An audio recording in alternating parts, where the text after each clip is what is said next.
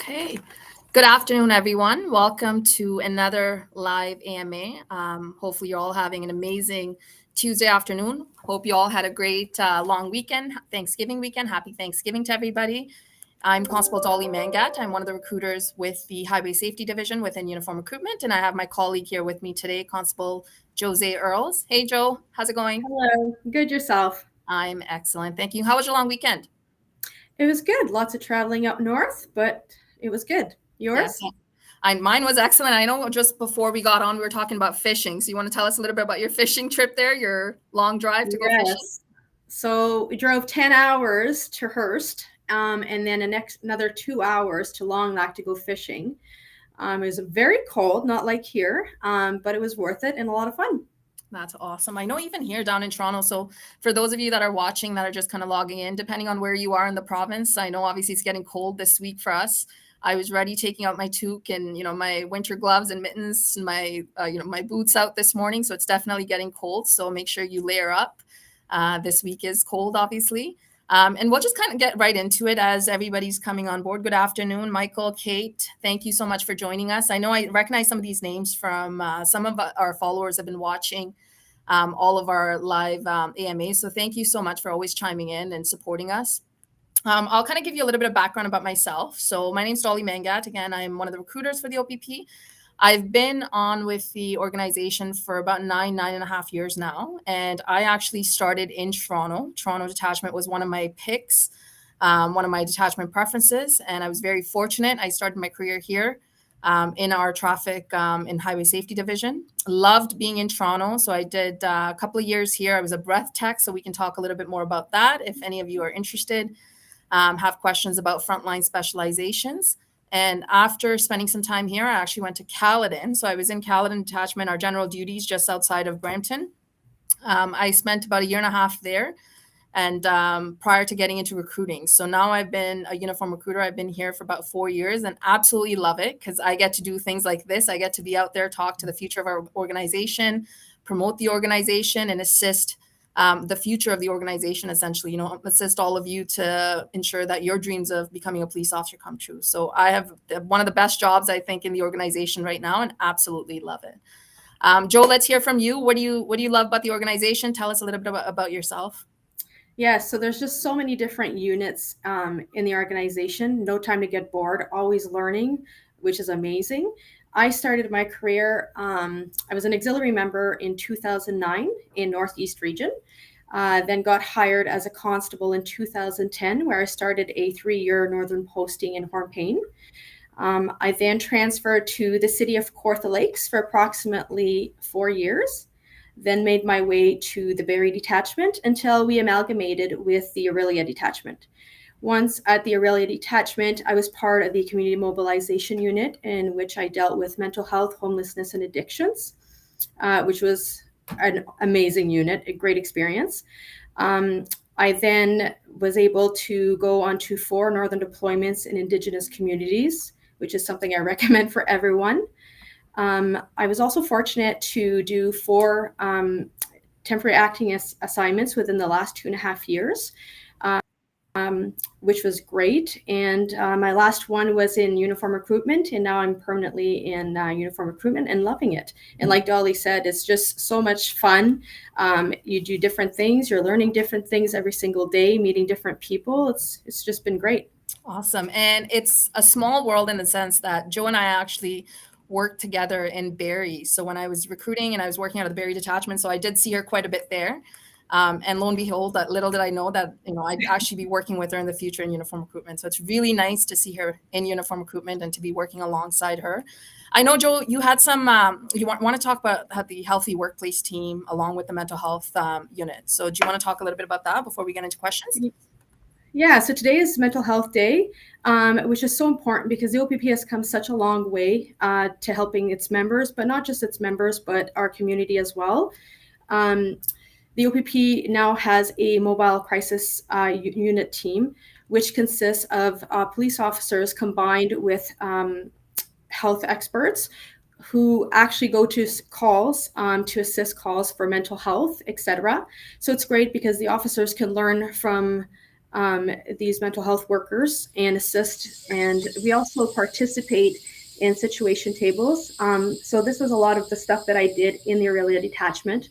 So we would go on a weekly situation tables with people, individuals that we knew or thought had issues, and we needed to help them and assist them in any way we could to get them all the resources possible. And we're so lucky that in Aurelia we have so many services to help with mental health. So I think that it's just really important, and just never forget that if you ever need any help, there's always 211 that you can dial, and they will put you in touch with any programs in your community to help you out, and that you're never alone. So I think the OPP has made really good strides, and it's helping a lot of our members, because PTSD, et cetera, used to be looked at so negatively, and now it's normal, and people are appreciating that others are getting help, and the OPP is there to assist in any way, and it's just been really good. Absolutely. And I love the fact that even in like HSD, I see like our mental health clinicians, when they go out different detachments, they're always sending out emails when they're there. So officers can just come in and have a conversation with them. It's confidential. Depending on, if they're working or if it's their day off, they can just come by. So I absolutely love it. Like every single time I'm in different detachments, whether it's Aurora, Toronto, or any HSD detachment, it's just really nice to see those emails come out. So for sure, I think we've come a long way, and it's really nice to see the support that we have. Yes, for sure. Awesome. And I'm just looking at questions here. So just so everybody knows, over the next 45 minutes or so, we're going to attempt to answer all the questions in the chat box. So yes, please, if you have questions, type them in the chat box. We may not get to all of them, but we'll do our absolute best to get through to all of them. If there are questions that we do miss, please send an email to uniformrecruitment@opp.ca, and we'd be happy to get back to you, or join our next session, right? We do these every 2 weeks. So please, by all means, join our next session if we don't get to all your questions today, okay? So Joe, I have this question here, actually. I think this would be nice with your career in mind. What's been the highlight of your career so far? Shia Hawkins is asking. I think the highlight, honestly, was working in the community mobilization unit, because a lot of us start this career to help out others and to help the people in our community, and that was amazing. You dealt with so many interactions with different individuals.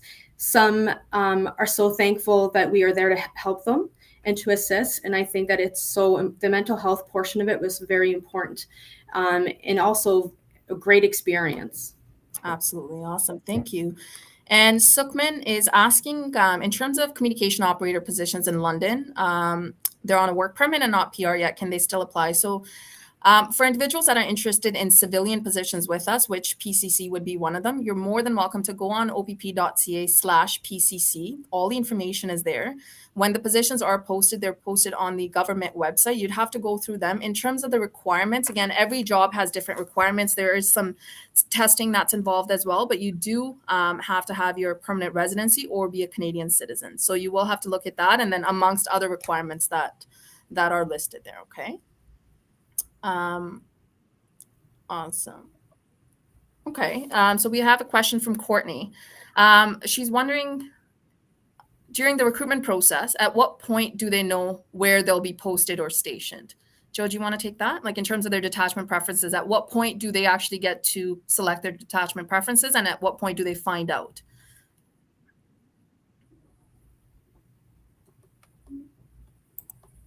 Oh, I didn't hear completely what you said there. Do you want to maybe take that? Yeah, sure, absolutely. So in terms of detachment preferences, so Courtney, I can kind of touch on two things here. So you do get to find out when you're coming through our application process, you do get to select your 6 preferred detachments right before the interview stage. So as your file moves through our recruiting process, right before the interview stage, you will get to, we'll send out a bunch of documents to you. One of those documents is the detachment preferred posting list, along with a list of all of our detachments across the province of Ontario. So you'll get to select 6 detachments that you want to work within. You'll list them down. You obviously do your research, whether you're driving there, whether you're looking at different things in terms of why you want those 6 detachments or one of those 6 detachments. So you'll write those down, and that is going to be sent. That document is sent to the recruiter that's interviewing you.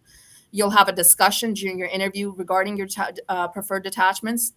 And then as your file progresses further, if you are deemed competitive, essentially, if you're given a job offer before you actually sign our contract, it's part of the discussion that you're going to have on the phone. So when our pre-employment coordinator they call you, essentially, they congratulate you, give you an offer, they will let you know which detachment you've basically been posted to. Okay, so at that point, you either accept or decline, depending on your family situation, your personal situation, that sort of thing. And that's when you're definitely notified. Okay, so you know which detachment you're going to prior to actually signing a job offer with us. Okay, so we'll scroll up here. So thank you for all the questions. There's so many questions coming in. Okay, so we have a question regarding our intakes. When are all the intakes happening, and would it still be possible to be a part of the next intake that is in January? So Amarpal's asking that. Yeah, absolutely. If you've applied and you're in our process, we're currently looking at hiring for our December, January intake. So as you've all heard, and for those that haven't heard, we're hiring a lot because we have a lot of retirements happening. Obviously, there's a need for police officers, provincial police officers across the province of Ontario. So we do have 4 classes next year. So our next one being in December, that's our next intake. We've got an intake in March of 2024, June of 2024, and our September intake. So that will take us so the December intake essentially will take you into January at OPC. So those are our 4 intakes. And for sure, like right now, we are actively interviewing and looking at making offers for the December intake. Okay. So great question about the intake, actually, because we've been talking quite a bit. We've always, as far as I've been here, I know we've had 3 intakes. So it's really nice to see 4 intakes, and our classes are huge. We're looking at hiring 130 plus, 135 plus for each class. Okay. Barry has a question about the cadet program. So do you know if any of the cadet program applications are being processed as of yet? Joe, do you want to talk a little bit about the cadet program? So we had a great response to the cadet program, unbelievable actually. And so we do have a lot of good candidates, and they will be starting in November. At the end of November, they'll be starting for 2 weeks of training at the academy, and then they'll be going on to their detachments. And then in the new year, we'll be hiring some more. Awesome, thank you.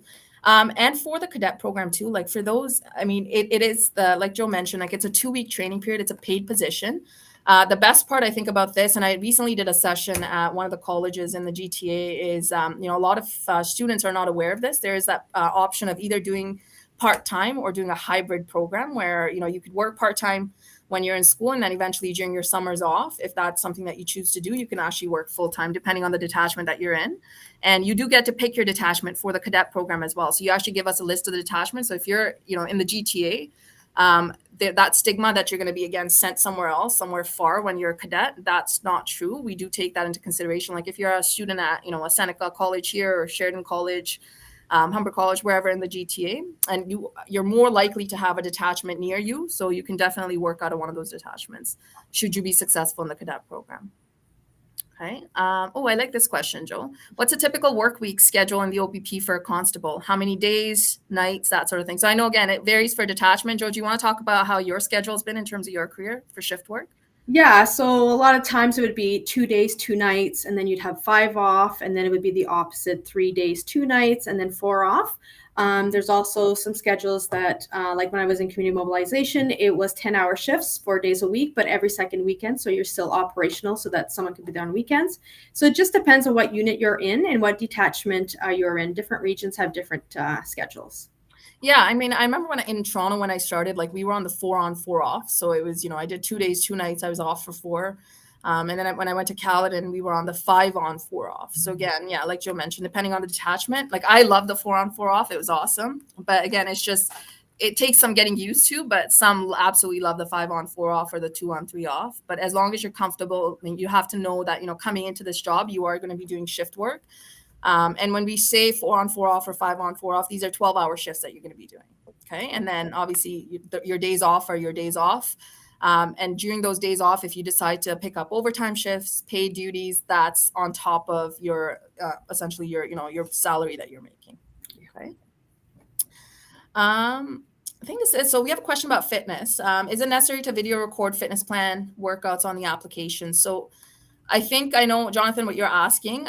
In terms of the fitness, so you're not recording. The only thing you're recording is the shuttle run video. So when you apply to us, with your application, you'd be submitting 2 weeks worth of fitness logs. So that's that written aspect of it. And then we send you an instruction. So once we receive your application, everything looks good, you're meeting all the standard. We send you instructions. We'll basically send you an email asking you to submit you're submitting a shuttle run video to us, demonstrating your ability to achieve level 7 on the 20-meter shuttle. So all the instructions are sent to you on how to record it, what we want to see in that video, how we want you to kind of capture everything so the person watching on the other side can effectively see the measurements and all of that. So all of those instructions are sent to you. Okay. And then once you submit that, myself and actually 2 of my colleagues were the ones that watch all the fitness videos coming in. If we have any concerns regarding the fitness video, we will reach out to you to get either a second video if that's required or get clarification from you. Okay. And I see that Michael's asking if auxiliary is harder to get into. As an auxiliary member, and I was also the auxiliary liaison for the Irrelevant Detachment, it is not harder. It is great because we really appreciate our members. All the events that they come to and assist with is amazing. So if you're on the fence and you're not too sure, please apply for auxiliary. It's a great stepping stone to teach you and give you the experience for, if this is actually the career that you want to do. Perfect.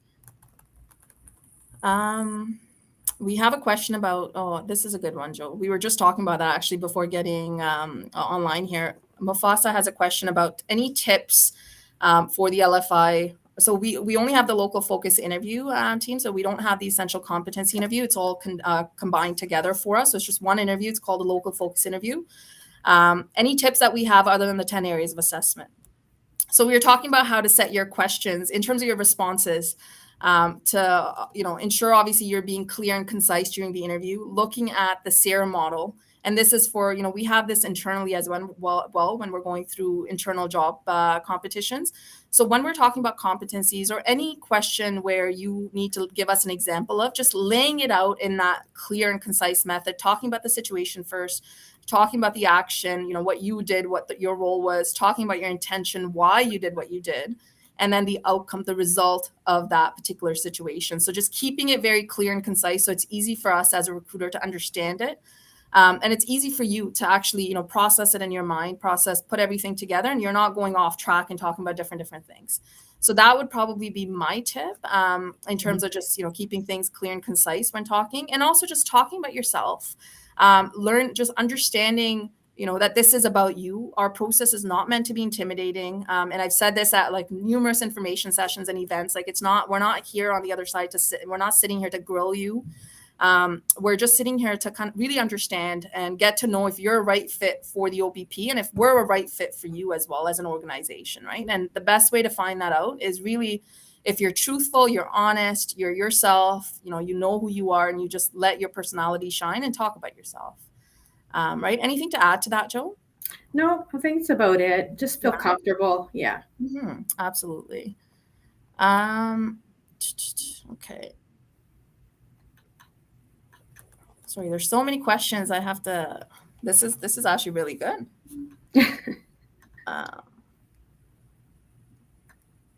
There's a question about, so Lennox is asking, is it necessary that civilian positions must go through rigorous physical activity for employment? Again, Lennox, so for civilian positions, the criteria is very different. You do, depending on the position that you're applying for, you have to go through, you'd have to look at their minimum requirements. So please go on our website. And then there are if you can either go on opp.ca/careers or opp.ca/PCC, depending on what you're looking at in terms of civilian employment. And then you'd have to look at their requirements. Okay. So one thing, for the civilian, when I talk about that, our special constables, I know I saw a question earlier. Our special constables, they wear a uniform, light blue shirts, but they are civilian members of our organization. And we have 3 streams of special constables. So we have our special constables that are offender transport unit. There is a fitness requirement for them. They actually have to get level 5.5 on the shuttle run. Whereas we have special constables who do courts within different detachments and who are also doing security at Queen's Park and our general headquarters. And there's no fitness requirement. So again, that would be a perfect example of depending on the position that you're applying for, there could be a physical component to it, but then there are also positions that don't have that physical testing. Okay. So we have someone here from Nova Scotia. Welcome. Thank you for joining us. I'm from Nova Scotia, sent in the application package. They're wondering how would they do the 20-meter shuttle run? So we answered that. Again, so just hang in there. So if you just submitted your application yesterday, you will be getting, our process is pretty quick. It's, from start to finish, it's about 3 to 6 months. So you would be getting email back from us shortly if everything meets our requirements, like our minimum requirements, the mandatory checklist, everything checks out. You'll get instructions shortly regarding the shuttle run video. Okay, so just keep an eye out on your email. You'll get those instructions, and then following that is once the shuttle run is submitted, that's after that is when the LFI comes into play. Okay. Courtney, you're welcome.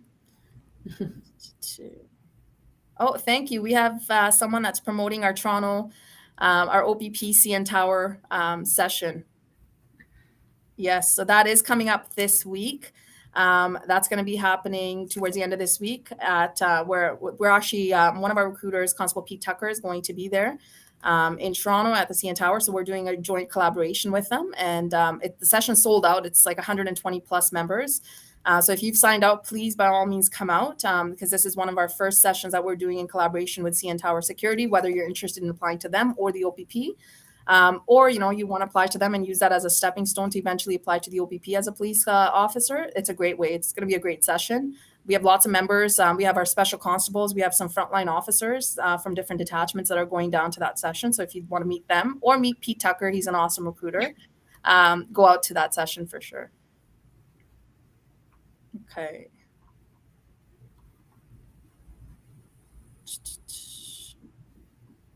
Oh, I think you answered this, Joe. Is auxiliary harder to get into? Yeah, no.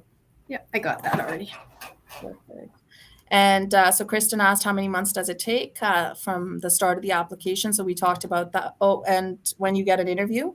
So Kristen, it's not so much when you get an interview, it's from start to finish, it's 3 to 6 months. Because everybody's process, it really does depend on, there's so many different factors that kind of come into play during the process. But from start to finish, 3 to 6 months, 3 months on the lower end. Where we have a lot of resources on hand. We're a big team right now in uniform recruitment, so we do try to process these files fast. So yeah, I'd say on the lower end, if anything, but 3 to 6 months in total.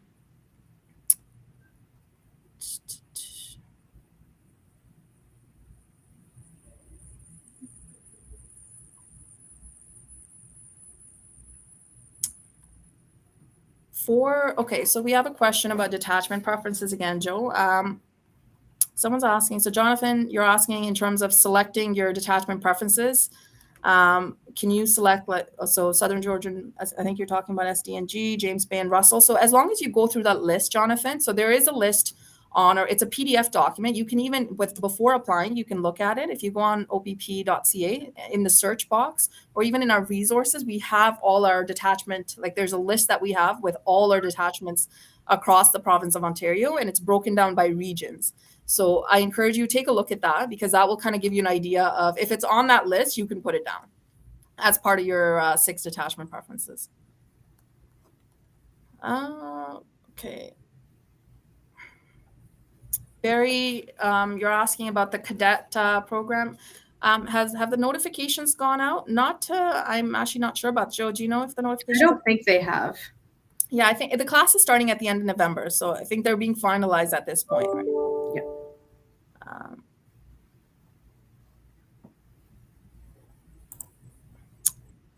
I'm scrolling up, but there's too many questions. It's taking me back down to the bottom here. Is the constable process the same for the is the constable process the same as the auxiliary process? I'm assuming that's what it means. Joe, do you want to talk about that in terms of? Yeah, it's pretty close to the same. You still have to do the application, and then you'll get called for the interview. You do an interview.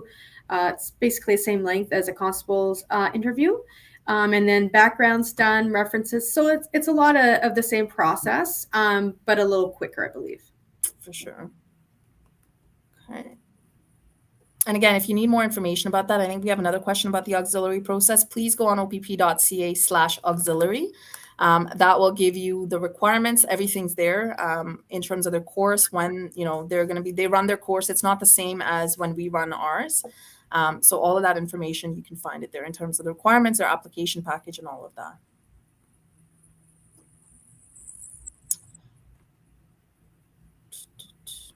You know what, Joe? Small world, actually. I didn't know you were you were an auxiliary liaison officer. Yeah, I did my 6 month Yeah, secondment within the auxiliary unit, and I learned a lot about the auxiliary. It's such a yeah, great program. it Uh, is. yeah. Yeah. And again, for those, I think we have a few other questions about auxiliary. If you're kind of on the fence, not sure if policing is for you, auxiliary is a great program for, within our organization for you. If you haven't quite solidified that decision, again, being in, so I was there for about 6 months on a temporary assignment, and I've met auxiliary members who that's all they want to do. They have careers in their professional life. They're very happy, and this is their way of being involved in the community and giving back to the community, but in a uniform capacity. And they absolutely love it. They love assisting frontline officers, being out there.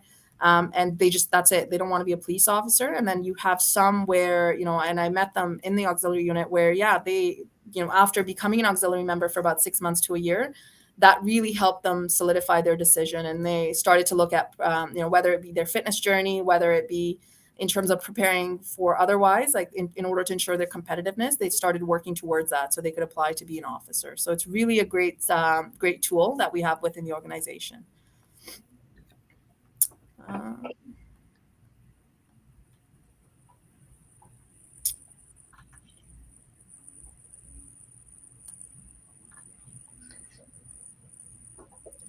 So one of the questions is, if you join can you join a certain unit, or do you have to start from the bottom and work up the ladder? Yes, you do. You have to start on the road, gain your experience, gain your knowledge, and then some units are 3 years that you've had to be on before you can apply to the special units. Awesome.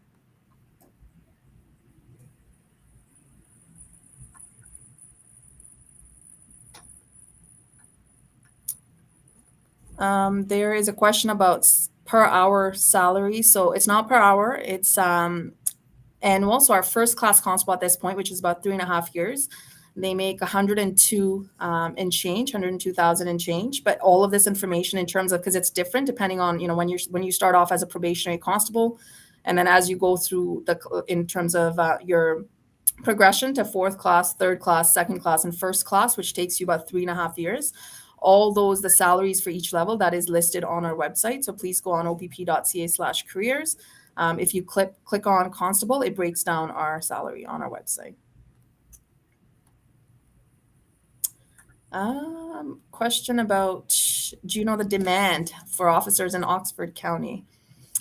Jordan, good question. I mean, again, we're hiring, we don't know per detachment. We are hiring across the province just because there is a need for officers. So this is something, again, when you are interested in applying, like you would list Oxford as one of your detachment preferences. But again, we want you to list all 6 of them. So in and around that area, if you want to list others as well. If not that particular detachment, you're bound to get one of those 6 preferred detachments that you list there. Okay.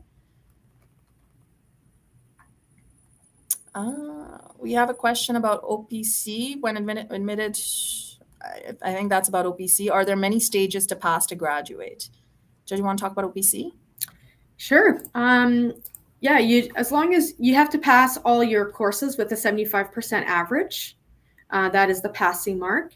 You also have to not only pass your statutes, your criminal code, highway traffic act, etc., but you also have to have self-defense training, pass that section, vehicle training, firearms training, as well as you have to do your shuttle run at the end. So that is something that you definitely have to pass in order to graduate.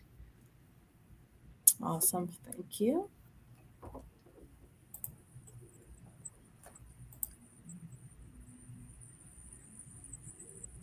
Okay.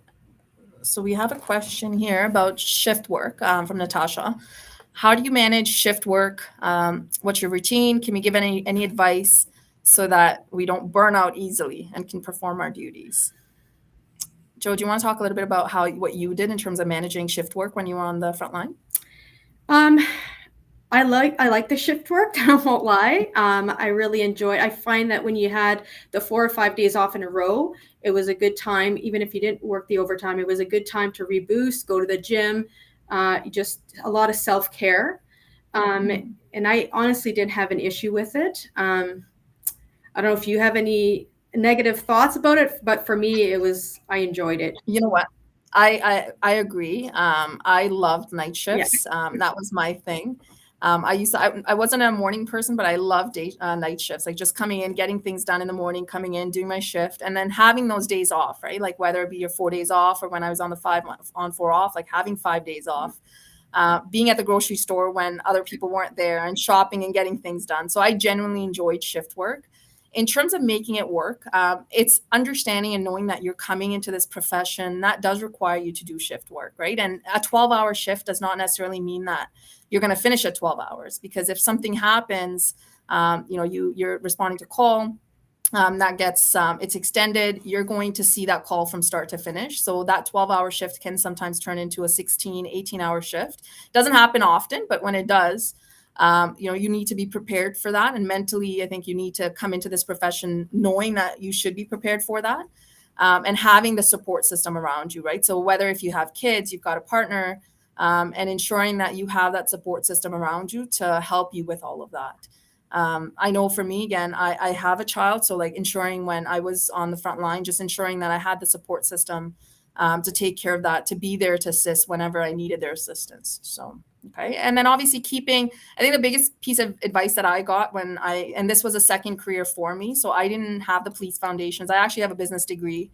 I focused in like my major was in marketing and finance. So when I came into this, one of the biggest piece of advice that I got was, keep your friends who you have now. Make sure that you don't lose that friend circle. Make sure you don't lose those hobbies, the interests that you have now, because it's very easy, I think, for us to become a police officer and then quickly surround ourselves with friends who are police officers, friends who are first responders, and taking on their hobbies and their interests. So that's something that I kind of stuck to. So having a support network outside. So on my days off, hanging out with my friends, doing things that I genuinely enjoy doing before becoming a police officer. I kept that. So that kind of helped me deal with my stress level and manage, anxiety and things like that. Okay. And that's why I didn't get burnt out, I guess. Okay.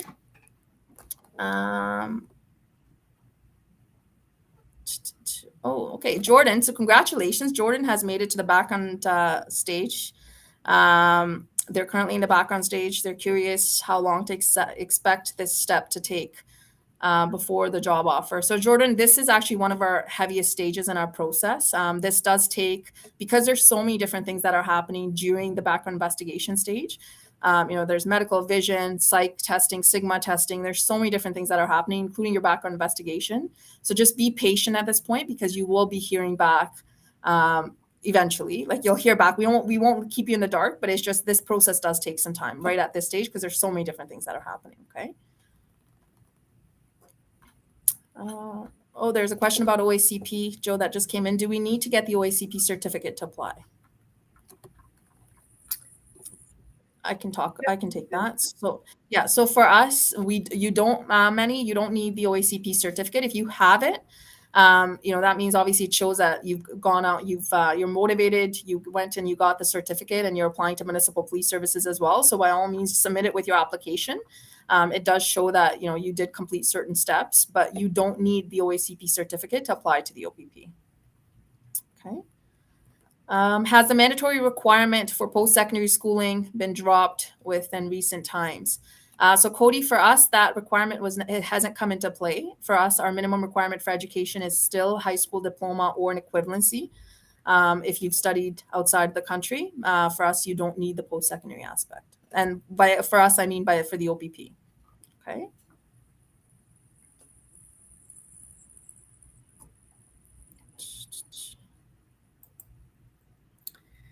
There's one here. For someone just graduating from Police Foundations program who wants to eventually become a constable, do you recommend applying for auxiliary before applying for provincial constable? If you think you're ready for provincial constable, apply. If you think you're at that stage in your life and you're not sitting on the fence, that's what you want to do for your career, then just do it. Perfect. Actually, there was a question. I just scrolled up. I missed that. But there's a question about like our vision medical standard. So if you need any further information, because this is something that investigation regarding vision testing or hearing standards, please go on opp.ca/medical. That will give you all the documents and everything that you need to take a look at, and our standard that we're looking at when it comes to vision and hearing. Everything is there. So if you need to take if you need to take those standards to your doctor, get checked out before you apply, by all means, please do that. I know, like for one, we do get questions about like being colorblind. So there's certain things like that are listed there. That obviously, being colorblind, unfortunately, you have to have that meet our vision standard to go through our process. So I highly recommend take a look at that. I know for me, for example, like I went on before I was applying, I looked at our vision standard. I didn't meet our vision standard, so I had to go get LASIK done. So I actually got my vision corrected, and there was a certain period that I couldn't go to the gym, I couldn't lift weights because I had just had my surgery done. So keep all that in mind. So if you feel like you don't meet the vision standard, keep that in mind, get your eyes checked before you go through our process. Okay.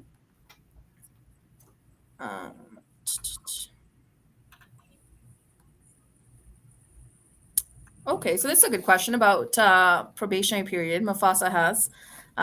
So Mufasa is asking, if hired and you go out with coach officer, how many shifts do you do with them before going solo? So I can talk a little bit about that. Joe, you want to add to this one? Like I mean, I can talk about, so when I know a lot of people actually out there, they know my coach officer is actually a recruiter with us. So Acting Sergeant Prash Nuranjan was my coach officer. He's also he's my boss now in HSG recruiting. And I was fortunate, good thing that I was a good rookie, because now I report to him. So when I was on the road, our probationary period, it still is, it's a 1-year probationary period. So you are basically assigned a coach who's responsible for your success. They're there to essentially, mentor you, to guide you, to really see everything that you've learned at OPC and the Provincial Police Academy come into play when you're on the front line. For a certain amount of time. So we call them day wings and night wings. So basically, for the first little bit, you're going to be with your coach officer. You're going to be in the same cruiser. You're going to be responding to calls together until they feel, so it's about 2 to 3 months until they feel that you're comfortable, you can be on your own during day shifts. You'll get your what we call day wings. That basically means that you could start responding to calls on your own during day shifts, and then you're still with your coach during night shifts until a few months into that probationary period. They're comfortable, they'll sign off on you saying that you're good to go on yourself in terms of responding to calls. So you get your night wings. So at that point, you're basically on your own for day shifts and night shifts, but your coach is still there. Like they're there. They're going to be responding to calls with you. They're there if you need them for any sort of guidance, any sort of mentorship. And then you can get signed off on early permanency, which is at 10 months. So that means that, they can sign off on your paperwork saying you're good to go. You're meeting all the standards, but you still do not get your permanency until that 1-year mark. Okay. So at 12 months is when you're off probation. And after that point is when you can start to look at if there's any sort of, frontline specializations, that sort of thing that you want to get into, whether it be breath tech. We have lots of different frontline specializations that you can take on. These are little courses, not so little, but they're different courses that you can take where you can specialize, whether it be a breath tech or a SOCO officer, scenes of crime officer. These are specializations that you can take on while being a frontline officer. Okay. Anything to add to the probationary period and coach officer experience? No, Okay. no, you nailed it.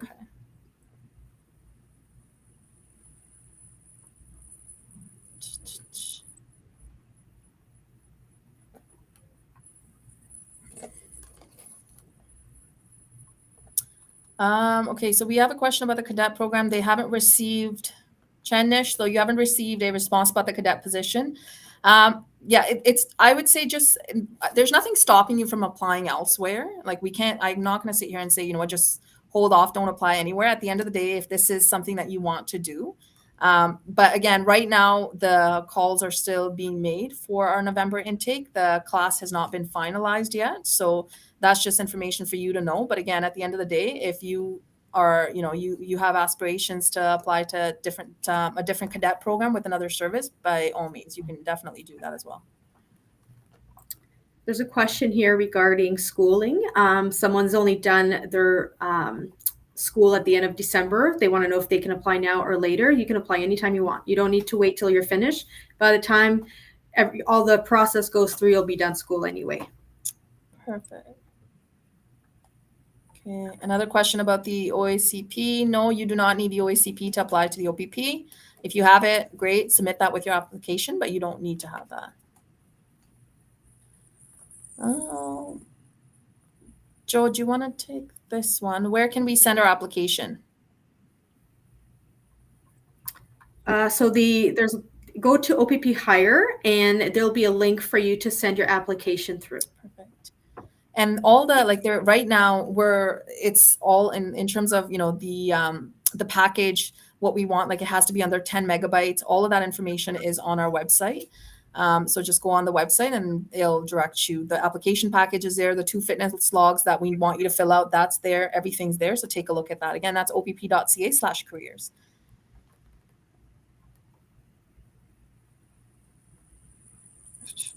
Okay, there's a long question from, I'm just trying to read this here.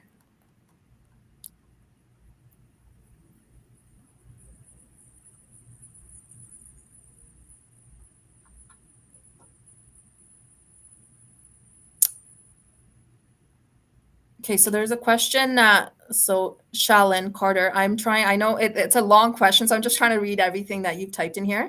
So you said, I've applied to the OPP cadet program and have talked to several constables and officers. You're wondering what areas or units in the OPP you would potentially be able to work towards one day after doing the work to get to be a constable, spending years on the front line gaining. And you said, so sorry if this question is so long or confusing. All good. It's very detailed. So you're obviously talking about specializations in the different units that we have within the organization. So we've got tons. I don't even know all of them. Joe, do you know all the units we have?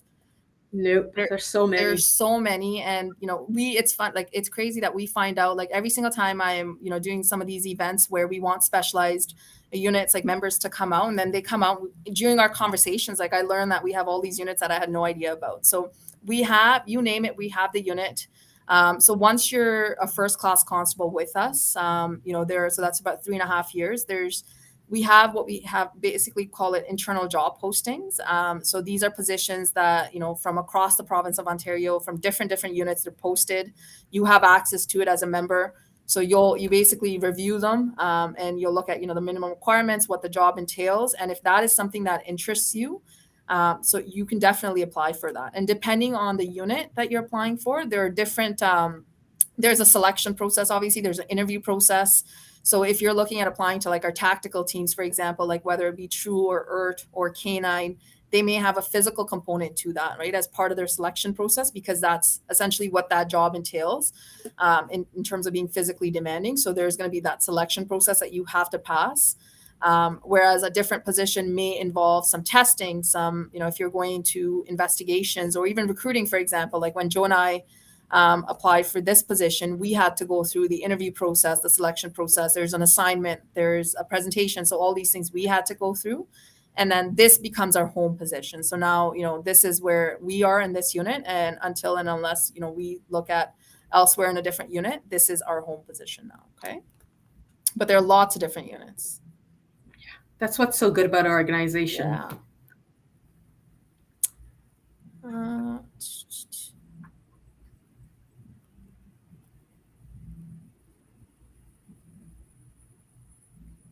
Okay. We have a question about the fitness again. What's the level for the shuttle run? Level 6 or level 7? It's level 7. When you're submitting your fitness video, again, it's clear in our instructions when we send it to you. We want to see you essentially demonstrating your ability to pass level 7. But if you stop at level 7, that's fine. But we want you to show us, what your absolute best is. So if you can go to 8, 9, 10, please do so without collapsing on video. So we want you to run and show us what your absolute best is in the video, because again, keep that in mind, like we're watching the video on the other side, but level 7 is our minimum. And then there's a lot of questions regarding not hearing from their cadet application. Check your spam email. Sometimes it could be sent there. And we're really busy right now. So if you don't hear anything in several weeks, just send an email requesting an update. That's all.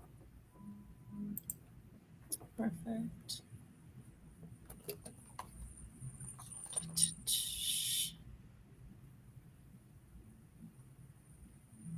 Question about the self-assessment tool. Again, this is for each person. It's individual.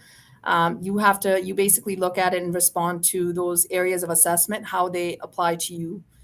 So whether, in terms of life experience, education, you would have to kind of give us an idea of what it is about you in that particular area. So there's really nothing that it's unique to each person. So you just have to kind of be honest and truthful when you're scoring yourself in the self-assessment tool. Okay.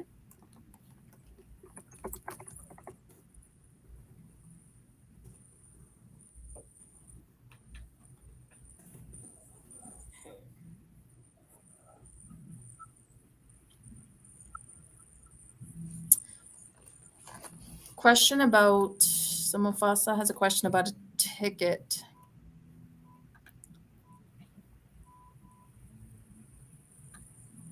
Okay, so if it's been a while, so basically Mufasa is asking, they got a HDA, so Highway Traffic Act ticket. They can't remember because it's a long time ago. How do they put that on their PBQ? So this is something when you go to MTO to get your driving abstract, you have to get your full driving abstract from them, which you can. So there's a cost, a minimum fee that you'd have to pay, I believe, but you can get your full driving abstract from the time that you got your driver's license.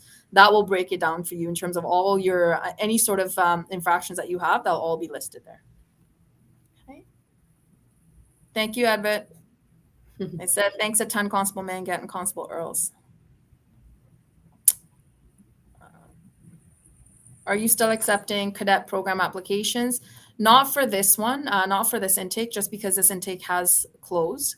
But please keep an eye on opp.ca/cadet, /cadet, because we are going to have another intake early next year in 2024.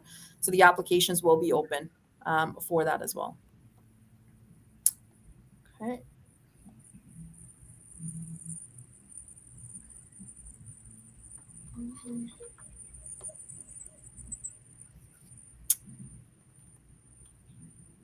Okay, so Adam has a question. Oh, perfect. So for the questions regarding vaccinations, our colleague in the background there that's supporting us, Sarah, we have your response there. So in terms of vaccinations, our COVID, like our vaccination policy, so it's just in the chat box there. Vaccinations are not one of our minimum requirements or one of our requirements. I apologize. And to learn more about our requirements, please go on opp.ca/careers. Okay. I know we had a few questions about that. And in regards, there's a few questions about age limits. There's no age limits. There's a minimum, but not a maximum. So apply and just do your best. I started late in life and it was great and I don't regret it. So if that's what you want to do, then just go for it. Absolutely. And you know what? I actually so I think these are question. There's another one right there. Any suggestions for older applicants? So like Joe mentioned, right, there's no maximum requirement. If you can go through the process, if you can demonstrate your ability to pass level 7 on the shuttle, and you feel like you're going to be a solid police officer and this is the right fit for you, there's nothing stopping you from applying. This is an awesome organization. It's a great career. So please, if this is something that you're interested in, don't let that stop you. If you meet all the other requirements, go for it. Just a quick example, it took me 3 times to pass the physical when I did. I had never gone to a gym. It took me a long time and I got there, and now fitness has gone into my life that I actually do fitness competitions. So don't give up. It's there. And you just I didn't know you do fitness competitions. That's awesome, yeah, Joel. Yeah, with my boys. That's awesome. There you go. So perfect example right there. I know there was a question. I apologize. I think Adam, I was just about to get to it. You retyped the question again for psychological testing there. I saw that. If you didn't succeed in a psychological testing with another force, can you still apply to the OPP? There's nothing stopping you from applying to the OPP if you were unsuccessful at psych. If you know it's psych with another service, if they've let you know. But when you do apply to us, this is information, and know this for all the police services in the province. We do share information. So we are going to reach out to that service. We do get all your information and your file is assessed accordingly with us. But there's nothing stopping you from applying to the OPP. Okay.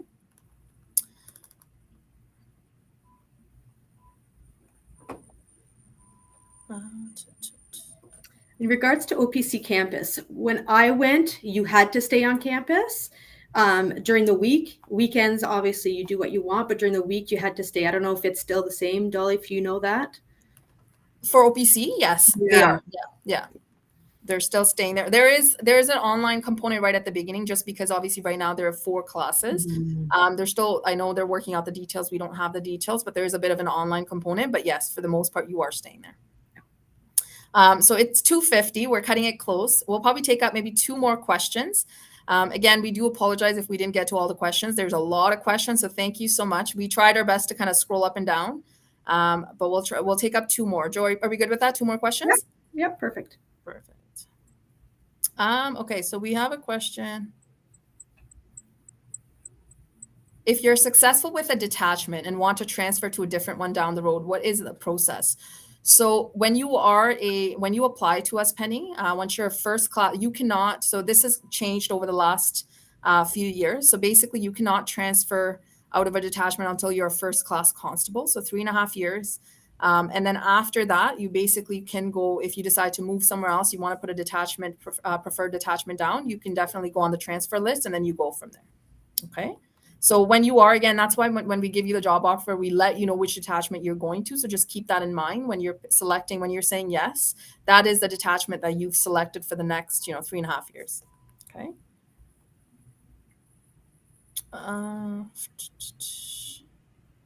You're welcome.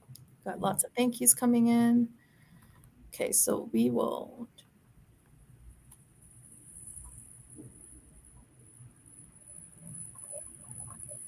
Okay, so this question, actually, we do get that quite a bit during our info sessions as well, from Hamza. Do you have to include professors while filling out the education references during the process, or could I use a coach or different instructors? So Hamza, essentially, as long as it's someone that can verify your academic ability.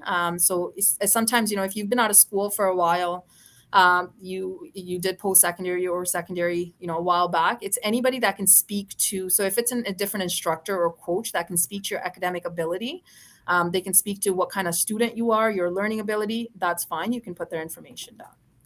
Okay. So I think with that, we will wrap it up. Joe, you good with that? Yeah, for sure. Awesome. And if you have any questions, again, we do apologize if we didn't get to those questions. Please go on OPP .ca/careers for information. You can also send them to uniform recruitment at opp.ca. And one last thing before we leave is actually what we want to tell you is we have, if you're not following us on YouTube already, on YouTube, if you go on OPP Careers, we have our first video of our series of road trips that we're doing, OPP Bound 2023. So a few members from our team actually traveled from Aurelia up north, and along the way, they stopped at different detachments, some beautiful sites.